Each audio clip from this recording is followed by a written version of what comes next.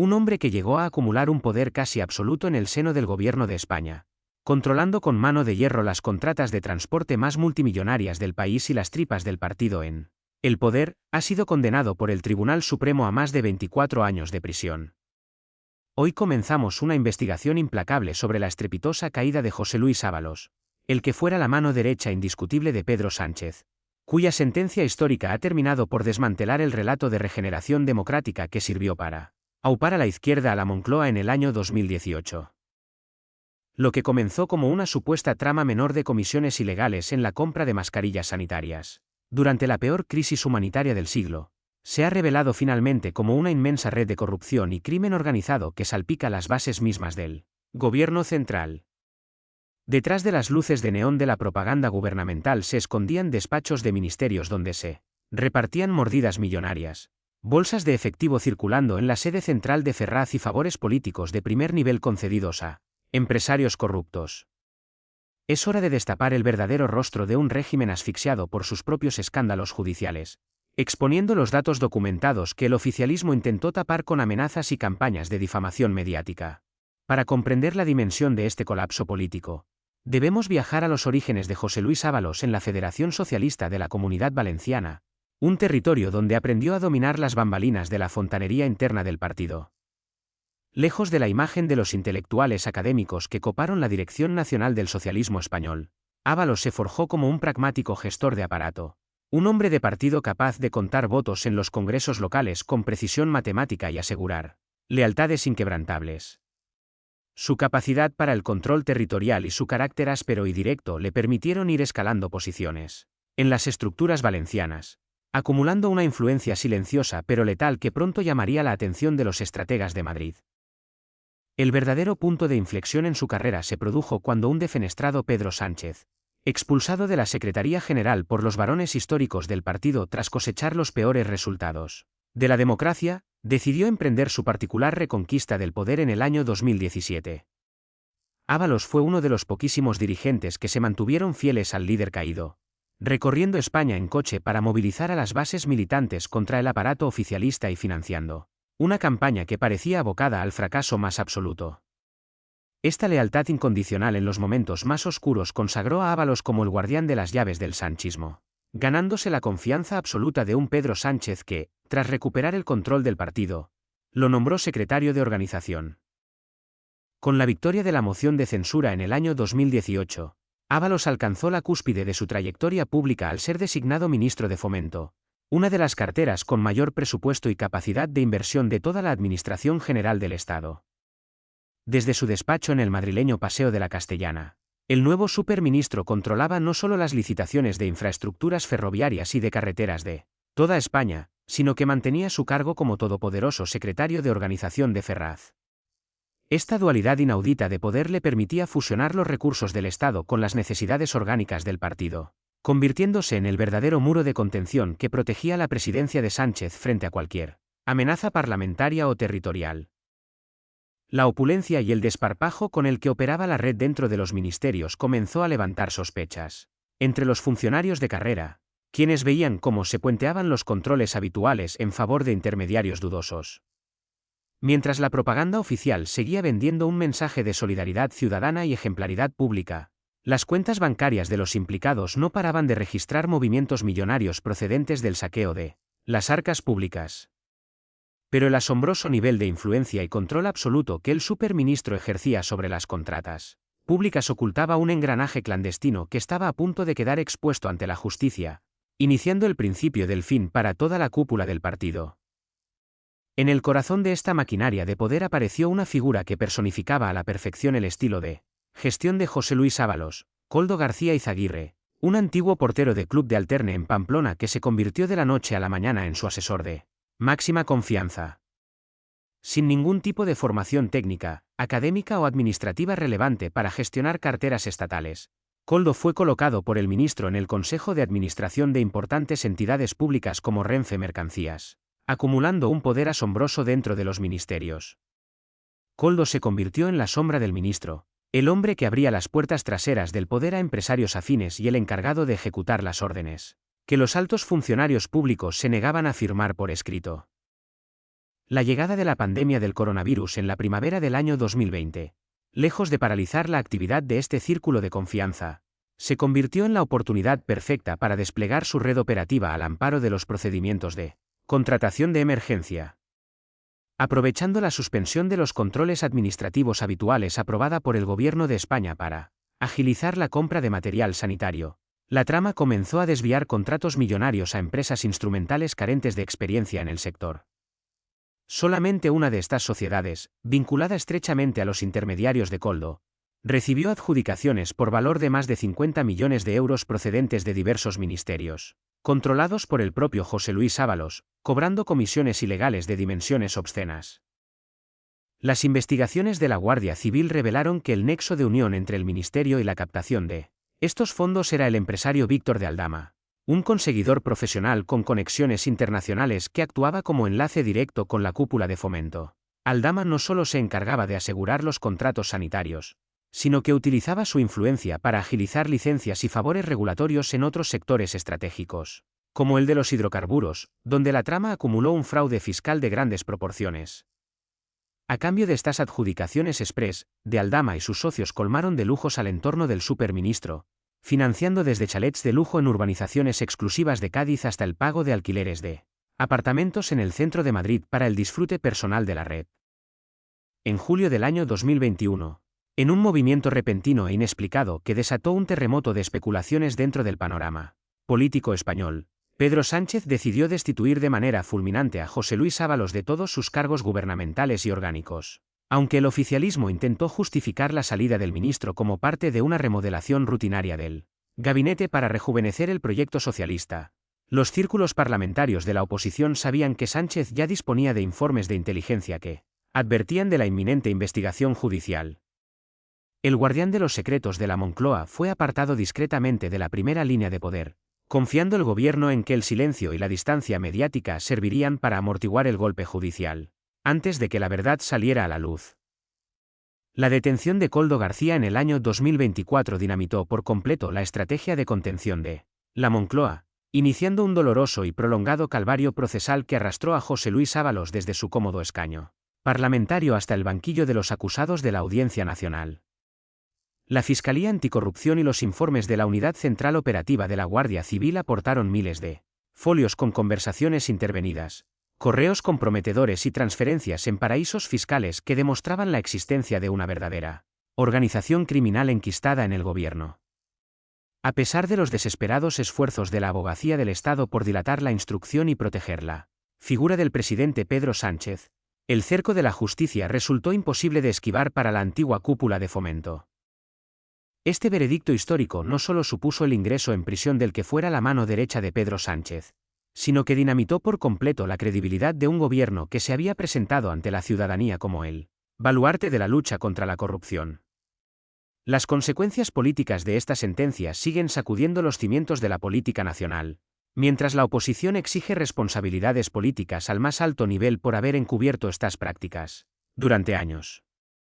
Nadie sospechaba que aquella histórica condena de 24 años dictada por el Tribunal Supremo en junio de 2026 sería solo la punta del iceberg de un proceso judicial mucho más oscuro que amenaza con sentar en el banquillo al propio presidente del gobierno en el juicio más mediático de la historia española. El cerco judicial que comenzó asfixiando al Ministerio de Transportes no tardó en extender sus ramificaciones hacia el mismísimo Palacio de la Moncloa, apuntando directamente al núcleo familiar más íntimo del presidente del gobierno. Lo que los medios oficialistas intentaron despachar durante meses como una simple campaña de acoso y derribo de la oposición conservadora se convirtió en un procedimiento penal de extrema gravedad cuando los indicios de tráfico de influencias y corrupción en los negocios adquirieron forma de autos judiciales incontestables. Por primera vez en la historia democrática de España, la esposa de un presidente en ejercicio y su propio hermano se convertían en objeto de diligencias previas por el presunto uso del apellido presidencial para lucrarse y obtener prebendas inaccesibles para cualquier ciudadano común. La figura de Begoña Gómez Fernández centró de inmediato la atención de los investigadores de la Unidad Central Operativa de la Guardia Civil tras destaparse sus singulares actividades en la Universidad Complutense de Madrid, sin poseer una titulación académica oficial que la habilitara para la docencia reglada. La esposa del presidente logró que se creara a su medida una cátedra extraordinaria de transformación social. competitiva y la dirección de diversos másteres de posgrado. Desde esta plataforma académica de privilegio, Begoña Gómez comenzó a tejer una red de contactos comerciales con grandes corporaciones y empresarios que dependían directamente de las decisiones regulatorias y de las subvenciones otorgadas por el Consejo de Ministros que presidía su propio marido. Los informes policiales aportados a la causa revelaron una preocupante conexión entre las cátedras universitarias de la Moncloa y la adjudicación de millonarios contratos públicos de la entidad estatal Red de .es. El empresario tecnológico Juan Carlos Barrabés, quien había colaborado activamente en el diseño y puesta en marcha de los programas docentes de la esposa del presidente, resultó beneficiario de diversas licitaciones públicas por valor de más de 10 millones de euros tras aportar cartas de recomendación firmadas de puño y letra por la propia Begoña Gómez. El descaro con el que se utilizaba la firma de la consorte presidencial para influir en las mesas de contratación del Estado desató la indignación de los sectores empresariales independientes, que veían como la libre competencia quedaba completamente adulterada por el nepotismo. La apertura de diligencias previas por parte del juez Juan Carlos Peinado, titular del Juzgado de Instrucción número 41 de Madrid, desató una agresiva contraofensiva gubernamental destinada a desacreditar al magistrado instructor y forzar el archivo exprés de la causa. La Fiscalía General del Estado, controlada de manera férrea por el Gobierno, se alineó de forma inaudita con la defensa de la investigada, solicitando la nulidad de las actuaciones judiciales apenas unas horas después de haberse registrado la denuncia inicial. Sin embargo, la determinación del juez Peinado y las acusaciones populares impidieron que el aparato estatal lograra tapar un caso que se complicaba por momentos con la aparición de nuevos presuntos delitos de apropiación indebida e intrusismo profesional. La investigación judicial descubrió que Begoña Gómez presuntamente se había apropiado de un costoso software de transformación social financiado con fondos de grandes multinacionales privadas y desarrollado específicamente para la cátedra de la Universidad Pública Complutense. Según las pesquisas policiales, la investigada registró a su nombre personal y a través de una empresa instrumental la patente de esta herramienta tecnológica, ofreciéndola en el mercado privado para su propio enriquecimiento personal sin el conocimiento ni la autorización de la institución académica. Este presunto expolio de recursos públicos para el beneficio privado terminó por derrumbar la coartada de la inocencia académica, demostrando que el máster universitario era el perfecto vehículo de promoción comercial de la marca de la Moncloa. Pero la estrategia del poder para desacreditar la labor de la justicia y los informes policiales de la Guardia Civil tropezaría con una revelación que dinamitaría toda la defensa institucional de la Moncloa. Diversas filtraciones de agendas de la cúpula socialista demostraron que el pánico se había apoderado de los despachos ministeriales ante la inminente llegada de la Fiscalía Europea, la cual reclamó la competencia sobre las ayudas públicas desviadas hacia los socios de la esposa del presidente.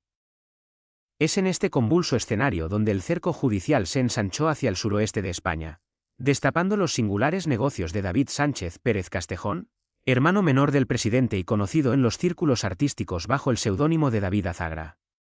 En el año 2017, justo después de que Pedro Sánchez recuperara el control de las siglas de su partido, la Diputación de Badajoz, en manos de la Federación Socialista Extremeña, creó de manera exprés y ad hoc una plaza de alta dirección para coordinar los conservatorios de música de la provincia. David Sánchez fue el elegido para ocupar este puesto de nueva creación, un cargo blindado con un sueldo público astronómico que comenzó a percibir sin que constara apenas actividad laboral real en las dependencias oficiales de la Diputación de Extremadura. El escándalo de su contratación adquirió tintes de indignación fiscal generalizada al descubrirse que el hermano del presidente del gobierno había fijado su residencia oficial en el municipio portugués de Elvas, a escasos kilómetros de la frontera española. Esta maniobra de deslocalización fiscal le permitía eludir el pago de impuestos sobre la renta en España, beneficiándose de las ventajas fiscales del país vecino mientras su salario era costeado íntegramente por los contribuyentes españoles a los que su propio hermano exigía un mayor esfuerzo fiscal. La acumulación de un patrimonio personal superior al 1.000.000 de euros en un tiempo récord, compuesto por múltiples propiedades y acciones financieras, resultó imposible de justificar con sus ingresos declarados, desatando la intervención directa de la justicia extremeña. La investigación judicial liderada por la jueza Beatriz Viedma, titular del Juzgado de Instrucción número 3 de Badajoz, obligó a la Guardia Civil a registrar las dependencias de la Diputación extremeña para incautar los correos electrónicos y los registros de presencia del director musical. Las pruebas obtenidas revelaron una absoluta ausencia de controles internos, La inexistencia de informes que justificaran la necesidad de su puesto ad hoc y la preocupante constatación de que David Sánchez apenas acudía a su lugar de trabajo en el Conservatorio Provincial. El hermano de Pedro Sánchez se sentaba en el banquillo acusado de presuntos delitos de malversación de caudales públicos, tráfico de influencias y prevaricación administrativa en una causa que la Audiencia Provincial avaló de manera unánime. La sección tercera de la Audiencia Provincial de Badajoz rechazó de plano todos los recursos presentados por los abogados de la defensa, confirmando la apertura de juicio oral y fijando las sesiones judiciales de cara a mediados de este año 2026. Para el ciudadano de a pie, asfixiado por una inflación galopante, una presión fiscal asfixiante y el desmantelamiento de los servicios públicos esenciales, la estampa de la familia presidencial bajo sospecha criminal supuso una dolorosa constatación del doble rasero moral del sanchismo. Mientras desde la tribuna del Congreso se predicaba la lucha contra la evasión fiscal y se justificaba el hachazo impositivo en nombre de la justicia social, los familiares directos del presidente presuntamente evadían impuestos en Portugal y recibían contratos públicos a dedo en despachos ministeriales. La indignación de la calle se transformó en un clamor político imparable, desatando protestas cívicas y exigiendo una rendición de cuentas que el aparato del Estado intentó frenar, mediante el uso partidista de las instituciones.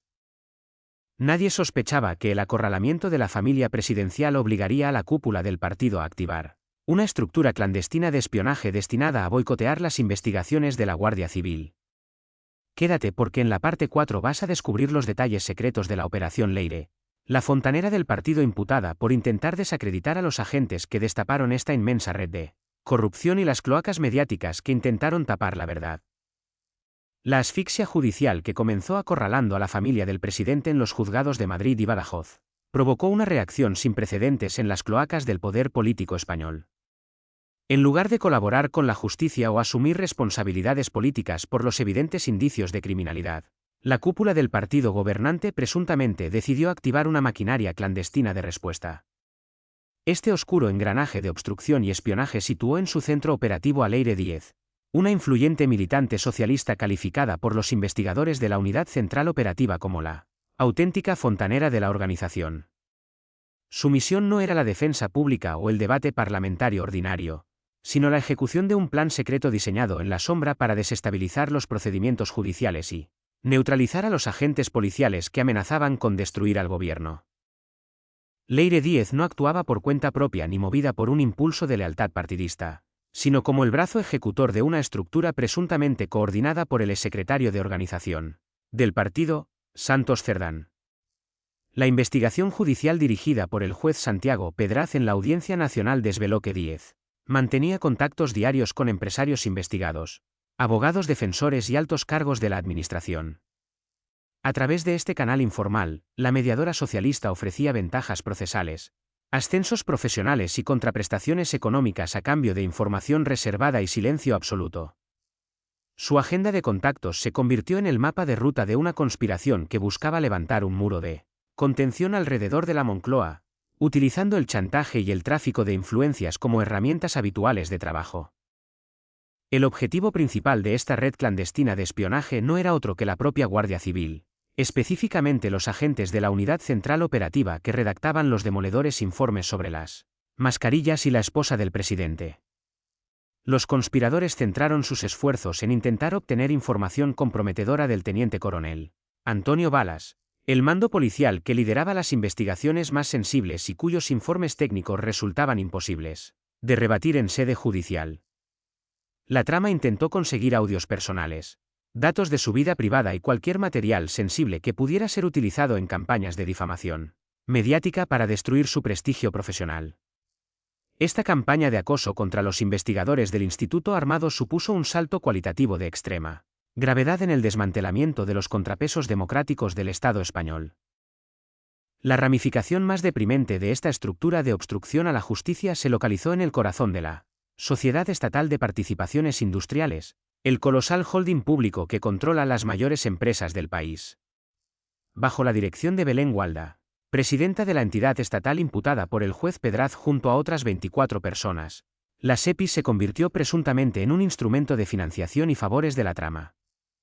Los investigadores de la Guardia Civil descubrieron indicios de amaños sistemáticos de contratos públicos por valor de más de 132 millones de euros en sectores estratégicos. Empresas como Mercasa, Enusa y Forestalia fueron utilizadas presuntamente para canalizar fondos y colocar a peones políticos afines a la red, demostrando el control parasitario que el partido ejercía sobre los recursos de todos los españoles. La investigación penal desveló que las decisiones estratégicas dentro del holding público no se tomaban bajo criterios de eficiencia económica o interés general, sino por orden directa del aparato de Ferraz. Santos Cerdán continuaba ejerciendo una influencia decisiva sobre la presidenta de la SEPI, utilizando su posición para asegurar que las contratas públicas fluyeran hacia las comercializadoras vinculadas a la red de hidrocarburos.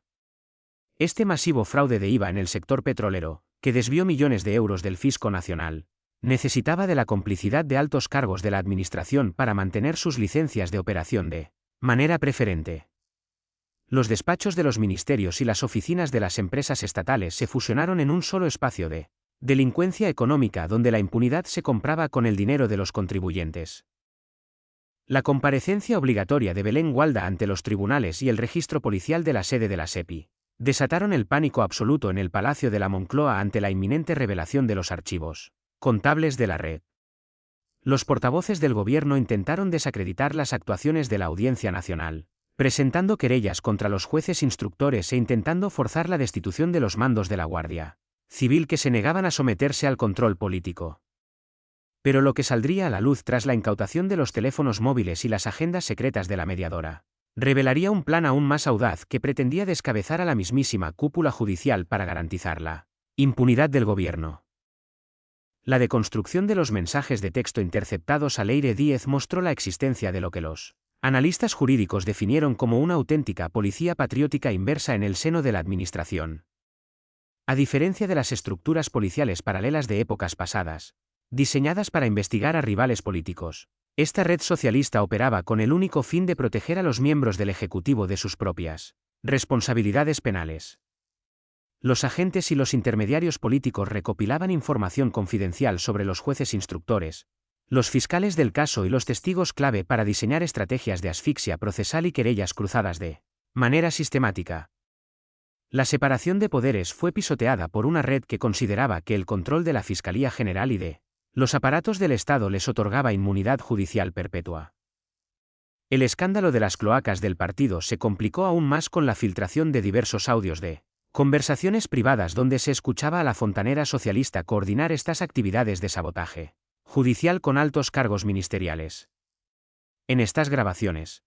la red de espionaje no dudó en recurrir a los servicios de la prensa oficialista para lanzar intensas campañas de descrédito y desinformación contra todo aquel que intentara fiscalizar las actividades de la Moncloa. Diversos periódicos digitales financiados con publicidad institucional y subvenciones estatales recibieron filtraciones sesgadas y dasias falsificados redactados por la red de Leire Díez para calumniar a los investigadores de la UCO. Estas noticias prefabricadas intentaban construir un relato alternativo de conspiración judicial y acoso de la oposición para desviar la atención de los datos contables incontestables y de las transferencias bancarias en paraísos fiscales. La manipulación de la opinión pública se convirtió en el último escudo defensivo de un régimen que veía cómo sus mentiras operativas se desmoronaban ante los tribunales. La implicación de la presidenta de la SEPI en esta red de favores y obstrucción supuso un golpe demoledor para la reputación internacional de la economía española en un momento de extrema debilidad financiera. Los grandes fondos de inversión internacionales y los organismos de control de la Unión Europea comenzaron a mirar con extrema sospecha la gobernanza de las empresas públicas españolas, asimilando sus métodos de gestión a la opacidad institucional. La falta de seguridad jurídica y la constatación de que las licitaciones estatales estaban controladas por mediadores políticos provocó una parálisis de importantes proyectos industriales estratégicos para el país.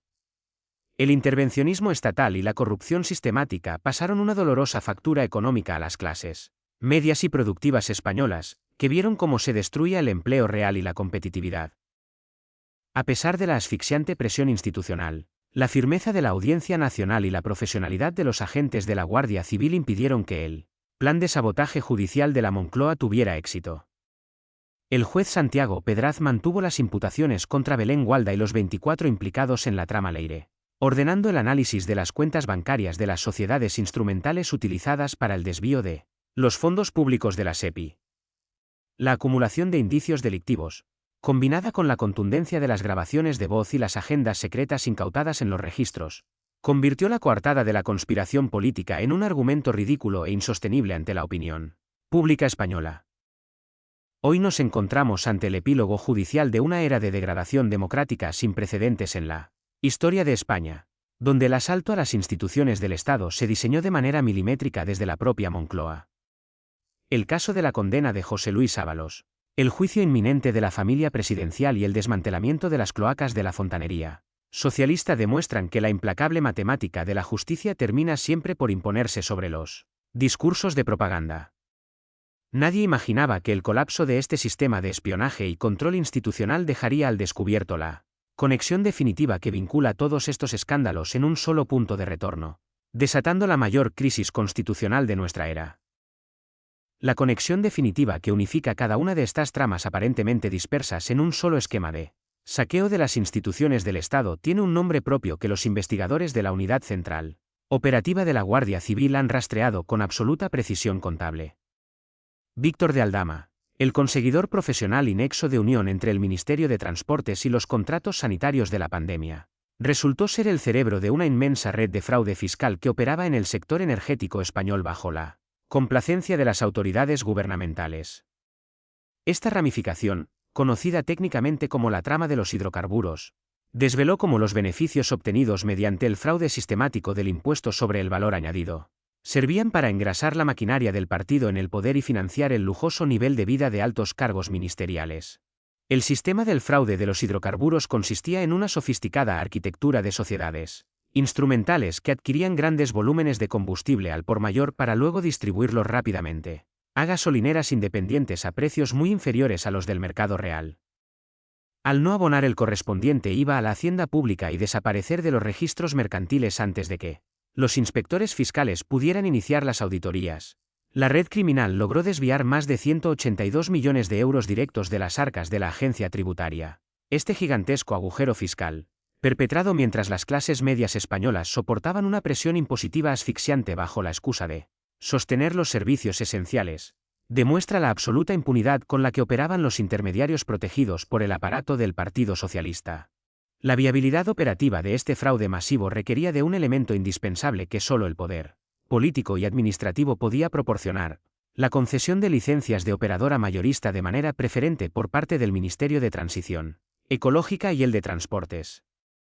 Las grabaciones telefónicas y los correos electrónicos incautados a la trama de Aldama revelaron las gestiones directas realizadas ante altos funcionarios gubernamentales para acelerar los trámites de habilitación de la Sociedad Villafuel, la principal empresa instrumental del entramado. El propio ministro José Luis Ábalos, utilizando su inmenso poder político y su influencia orgánica, presuntamente intervino para sortear las advertencias de los técnicos de carrera que señalaban las evidentes irregularidades fiscales de la compañía solicitante.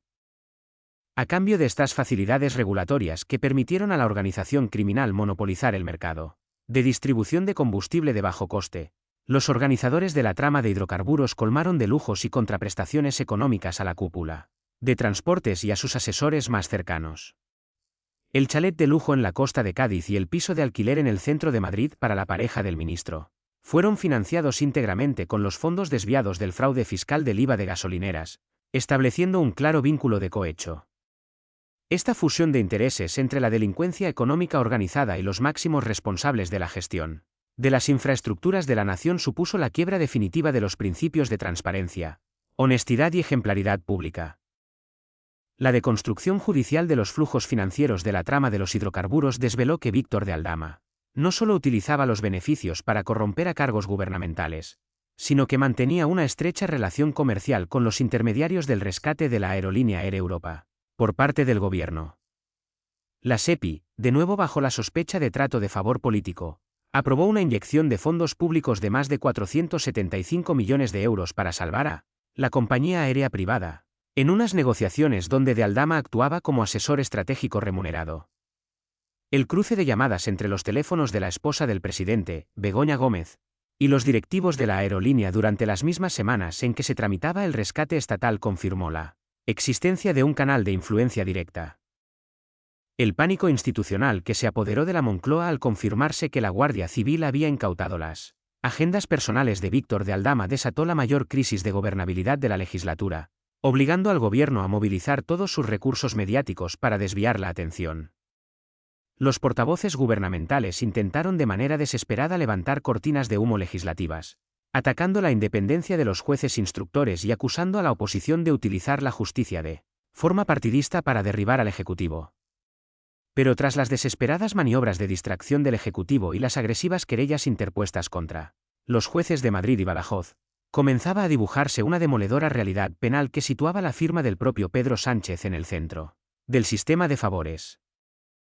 El asedio judicial contra la cúpula sanchista se intensificó con la decisión del magistrado Juan Carlos Peinado de transformar las diligencias previas contra Begoña Gómez en un procedimiento para juicio con tribunal del jurado, fijando la comparecencia de los principales investigados para abril de 2026.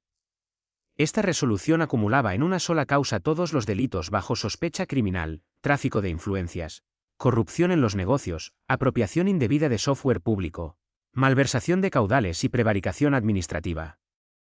El veredicto sobre la gestión de la esposa del presidente quedaba en manos de un jurado popular de ciudadanos corrientes. Un escenario procesal inédito en la democracia española que anulaba de golpe las estrategias de protección de la Moncloa. Al mismo tiempo, la Audiencia Provincial de Badajoz asestaba un golpe demoledor al entorno del presidente al avalar por unanimidad la apertura de juicio oral contra su hermano, David Sánchez, y el presidente de la Diputación extremeña, Miguel Ángel Gallardo. Las 6 sesiones de vista oral fijadas para finales de mayo e inicios de junio de 2026 ponían de manifiesto la solidez de las pruebas de la Guardia Civil sobre la creación de un puesto directivo ad hoc costeado con dinero público y la presunta evasión fiscal en el municipio portugués de Elvas. La comparecencia del hermano del presidente en el banquillo de los acusados, teniendo que justificar un patrimonio superior al 1.000.000 de euros con un sueldo de funcionario, completaba el retrato de una familia acorralada. La caída de la fontanera socialista Leire Díez y la imputación de la presidenta de la SEPI, Belén Gualda, junto a otras 24 personas en la Audiencia Nacional por el juez Santiago Pedraz, terminó de desmantelar la estructura paralela de contrainformación y espionaje del partido. El intento de desacreditar a la UCO y al teniente coronel Antonio Balas mediante la obtención ilícita de audios personales y dosiers prefabricados se reveló como un desesperado acto de obstrucción a la justicia, coordinado desde la Secretaría de Organización de Ferraz. Los investigadores demostraron que las cloacas del poder político operaban a pleno rendimiento para boicotear las pesquisas judiciales, utilizando contratas amañadas de la SEPI para comprar silencios. La consecuencia de esta acumulación sin precedentes de juicios penales, condenas históricas a ministros y revelaciones de espionaje a las fuerzas de seguridad fue la parálisis absoluta de la actividad legislativa y de gestión del Gobierno de España, con los principales ministerios convertidos en oficinas de defensa legal para sus altos cargos y la Secretaría de Organización Socialista asediada por los informes policiales de corrupción generalizada. El Estado español entró en una fase de profunda degradación institucional. Los socios parlamentarios de izquierda y separatistas, que habían sostenido a Pedro Sánchez a cambio de cesiones constitucionales e impunidad penal para sus propios líderes, comenzaron a distanciarse de un ejecutivo cuya supervivencia en el poder se medía en semanas. La destrucción de la seguridad jurídica y el descrédito de las instituciones públicas españolas pasaron una dolorosa factura macroeconómica a las familias y al sector productivo nacional, asfixiados por la inestabilidad y el intervencionismo estatal. Mientras el relato oficial seguía insistiendo en que la economía crecía con fuerza, la deuda pública superaba el 122% del Producto Interior Bruto y la inflación real devoraba el poder adquisitivo de los asalariados españoles. La corrupción sistemática de los fondos de recuperación y el uso clientelar de las contratas de la SEPI demostraron que el intervencionismo de la izquierda no buscaba el bienestar general, sino el sostenimiento financiero de una red parasitaria enquistada en el poder. El colapso de este inmenso sistema de poder sanchista, que comenzó con la condena a 24 años de prisión de José Luis Ábalos, se encamina ahora hacia su desenlace definitivo en las salas de vistas de la Audiencia Nacional y el Tribunal Supremo. Las matemáticas de la justicia y el rigor de las investigaciones policiales han terminado por imponerse sobre la propaganda gubernamental, dejando al sanchismo frente al espejo de sus propias responsabilidades criminales ante la historia de España. Nadie sospechaba que el cierre definitivo de esta investigación judicial desvelaría el último secreto guardado en los sótanos de la Moncloa, un documento confidencial que amenaza con provocar la dimisión fulminante del propio Pedro Sánchez en las próximas horas. La sentencia definitiva del Tribunal Supremo que ha enviado a José Luis Ábalos a cumplir más de 24 años de prisión marca el fin de una era de absoluta impunidad y el colapso definitivo de la fachada de regeneración ética del sanchismo. Los españoles contemplan hoy con una mezcla de indignación y asombro como aquel superministro que se paseaba por los platós de televisión dando lecciones de moralidad democrática pasará el resto de sus días tras los barrotes de una celda estatal. Este histórico veredicto judicial representa un punto de no retorno para un régimen asfixiado por sus propias mentiras operativas, demostrando que las leyes del Estado de Derecho terminan por imponerse incluso frente a los planes de blindaje más sofisticados de la Moncloa. Pero el verdadero legado de este colapso político va mucho más allá de la caída individual de una mano derecha, caída en desgracia o de la detención de un escolta corrupto enriquecido de forma obscena a costa de las arcas públicas. Lo que el caso Ábalos ha puesto al descubierto de manera irreversible es la existencia de una estructura parasitaria de gobernanza, un sistema de saqueo institucional diseñado para desviar el dinero de los contribuyentes españoles hacia los bolsillos de mediadores políticos afines. Mientras las clases medias y de profesionales de la nación soportaban una presión fiscal asfixiante y hacían cola en los centros de salud, la cúpula del partido en el poder se repartía comisiones millonarias en reservados de restaurantes de lujo y despachos oficiales. La dura lección de este saqueo fiscal es que el intervencionismo económico defendido con vehemencia por la izquierda española no busca proteger el bienestar general de los ciudadanos, sino asegurar el sostenimiento de una red clientelar de favores. Cada contrata pública amañada en el Ministerio de Transportes, cada rescate millonario aprobado a dedo por la SEPI para salvar a aerolíneas dudosas y cada licencia de hidrocarburos concedida a operadoras fantasmas era costeada íntegramente por el esfuerzo diario de los trabajadores. La retórica de la justicia social y el escudo social se revela hoy como la mayor estafa propagandística de nuestra era, una tapadera moral diseñada para enmascarar un asalto sistemático al patrimonio de todos los españoles. El asedio judicial que ahora rodea de forma directa a la familia presidencial, con el inminente juicio ante un jurado popular de Begoña Gómez y las diligencias abiertas contra su hermano David Sánchez por presunta malversación y deslocalización fiscal, completa el retrato de la degradación democrática. Ya no se trata de conductas individuales aisladas o de manzanas podridas dentro de una organización ministerial, sino de la preocupante colonización de los aparatos del Estado para el beneficio económico personal del entorno más íntimo del presidente del gobierno. La Moncloa se ha convertido presuntamente en una plataforma de promoción de intereses privados y tráfico de influencias descarado, pisoteando los principios más elementales de mérito, capacidad y transparencia pública. La reacción del sanchismo ante esta marea de escándalos judiciales, activando una red clandestina de espionaje y contrainformación a través de la fontanera Leire 10 para intentar desacreditar a los agentes de la Guardia Civil, demuestra su desprecio por la separación de poderes. El intento de sabotear el trabajo de la justicia y asaltar la independencia de los jueces instructores mediante querellas gubernamentales y presiones mediáticas constituye una de las páginas más oscuras de nuestra historia constitucional reciente. Un gobierno que utiliza la Fiscalía General del Estado como un bufet de defensa jurídica personal y que persigue a los policías nacionales que investigan su corrupción ha perdido cualquier atisbo de legitimidad democrática para seguir dirigiendo el destino de la nación. Los ciudadanos españoles asisten a este espectáculo de descomposición institucional con la certeza de que el verdadero contrapeso frente al abuso del poder político reside en la firmeza de las salas de vistas de los tribunales y la valentía del periodismo de investigación. Pero la caída final de este inmenso sistema de poder sanchista no se resolverá con simples discursos de propaganda gubernamental, sino con el peso implacable de unas pruebas contables que amenazan con forzar la caída del propio Pedro Sánchez. El cerco penal que se estrecha en torno a la Moncloa anticipa una tormenta constitucional de proporciones incalculables, donde cada nueva filtración judicial demuestra que el sanchismo se encuentra en una fase de parálisis ejecutiva absoluta. El coste económico de esta inestabilidad institucional y de la rampante corrupción gubernamental está pasando una dolorosa factura macroeconómica a las familias y al tejido empresarial de toda la geografía española.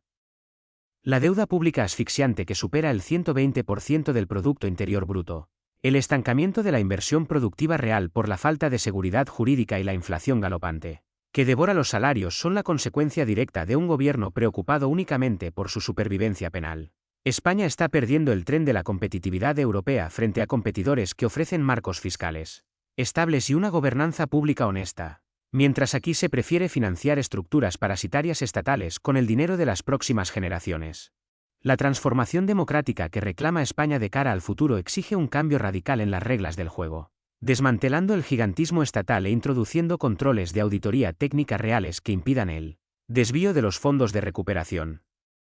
Es urgente devolver la libertad económica a los creadores de riqueza, bajando la presión fiscal para permitir el ahorro de las familias y garantizando la despolitización definitiva de la justicia y los aparatos reguladores del Estado. El verdadero progreso de la nación no nace de la sumisión clientelar al presupuesto público ni de las mentiras mesiánicas de la Moncloa, sino de la transparencia institucional, el imperio de la ley y el respeto absoluto a la propiedad privada de los ciudadanos. La condena definitiva de José Luis Ábalos y el desmantelamiento de su red clandestina de comisiones ilegales debe servir como un punto de inflexión histórico para que la ciudadanía despierte de la anestesia colectiva impuesta por la maquinaria de propaganda oficialista.